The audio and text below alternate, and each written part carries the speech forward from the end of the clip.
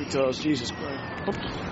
All right, it's heavy hitter time outside our Beacon Hill studio. Cosmo Macero, O'Neill Associates. I told you for 9 years, you still don't listen. You are a season ticket holder to the Patriots, by the way. Heck yeah. Heck yeah. Tebow, baby. Tebow fever. Bring him in. Michael Graham, 96.9 Boston Talks. Any good organization needs a succession plan, right? Have you patted down any 3-year-olds in a wheelchair recently? I am under advisement of my attorney not to answer that question at this time. Probably for the best. All right, let's get started, gentlemen. Peter Cadges is off, which is why Graham's here. Rick Santorum in Illinois yesterday. Probably the dumbest comment in this Republican primary. And think about what a statement that is, based on the height of the trees in Michigan, for example. He says he doesn't care what the unemployment rate's going to be. It doesn't affect him. Is this game, set, and match for him, Graham? Well, I was saying since Florida, it's over. When you look at Mitt Romney's win there and the path forward, it's all about adding up delegates. It's not exciting. It's not fun, but that's actually how you win.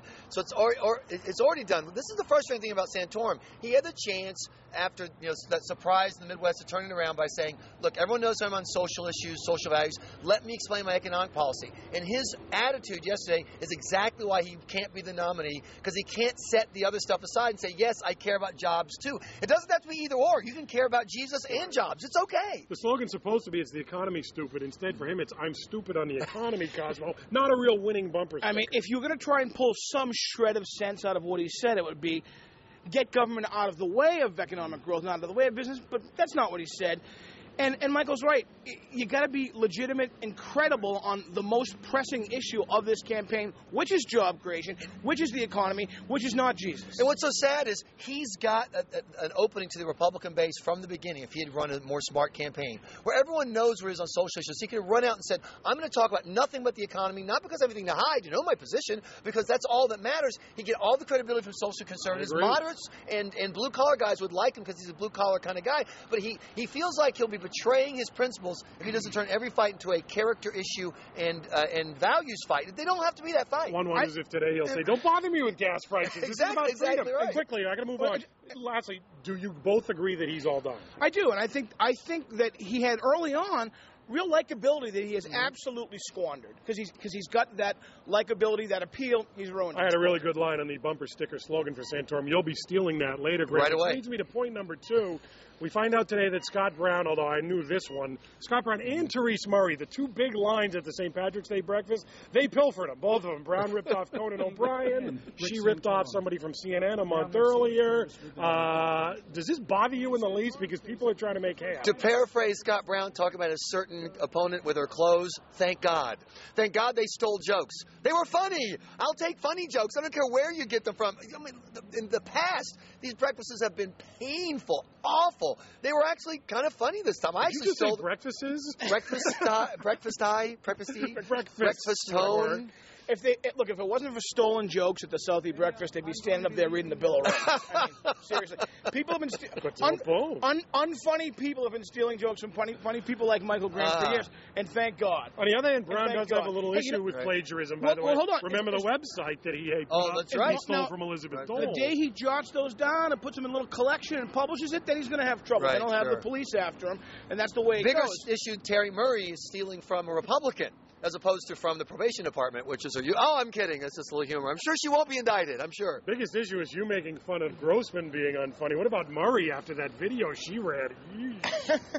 She had pretty good delivery in that video that we were in. By the way, any more proof of why Elizabeth Warren's struggling than the way she looked in that room? It's not that she's a smart person, etc., but she's so uncomfortable. She made Joe Kennedy III look comfortable. She's one step away from saying, you know what, this whole shaking hands outside Fenway is a bad thing. I mean, she's right Bob there. Bob DeLeo not comfortable when Scott Brown referenced pending indictments, which leads me to point number 3. Of all the cockamamie surveys that I've seen recently, so apparently they ranked the states 1 to 50 in terms of the level of corruption in that state. And as you continue to tell me, Graham, I know Massachusetts doesn't crack the top 10. How is that possible? I'll tell you this, Cosmo. 3 indicted speakers in a row doesn't buy you what it used to. You know what I mean? The feds have been in town for months. Exactly. And you've got the indictments. We're waiting for those to come down. Then there's all the low-level graft and corruption. We have pictures of state senators right over there at the filibuster. Exactly. If this was a top 10 rock and roll survey, Massachusetts is the stairway to heaven of corruption. Yeah, I don't not even on the list. That was like a Dennis Miller. And the killer just Maine makes the top 8. Maine. What is there to steal in Maine? I don't even. What are you fighting over? Bear hunting rights? What is there? I mean, I get why Drexel didn't make the tournament and some teams did, but When you stack up Diane Wilkerson, Right, exactly. Chuck Turner, Tom Finner, and you go down the list, what does Maine have to rival that? And you also, what I think is happening at a certain point is there's it's Massachusetts. Like another place, if it happened everywhere else, people would say that is corruption. Here, it's just how we do business. Lastly, Cosmo, I mentioned this off the top, but you are a Patriots season ticket holder. Do you want Tim Tebow coming? Hey, why not? I think it'd be great for the team. I think that it's a succession plan that may or may not work. I think Brady's got a good 3 or 4 more years left. If Tebow can sit, take his money, and learn from the best quarterback in history, go for it. Why would you not do it just for the marketing? I mean, you make so much money. Because I don't own the Patriots. Exactly. That's why I don't get to. What's he going to be, a pit boss at the Foxborough Casino? Because he's not playing quarterback for this team. You can use that one later. What I just love about it is... I'd like to steal better jokes if you don't mind. Remember that playoff game when the Pats absolutely whacked the Broncos? No one took more guff for being the worst player in the NFL than Tim Tebow. But if he comes here, Timmy, we love you. We love you. Come on, Absolutely. sit right here. You're great. What time's your show today, Graham? It's 3 to 7, I believe, today. 96.9 Boston Talks. Cosmo Macero didn't even mention your parking earlier. I actually parked here. Cosmo almost took out a street light down here in Beacon Hill. We'll leave it at that. You didn't. I'm in for VB on Friday. And you're in for VB on Friday. We look forward to that. In the meantime, Fox 25 News at 8 starts right now, Gino.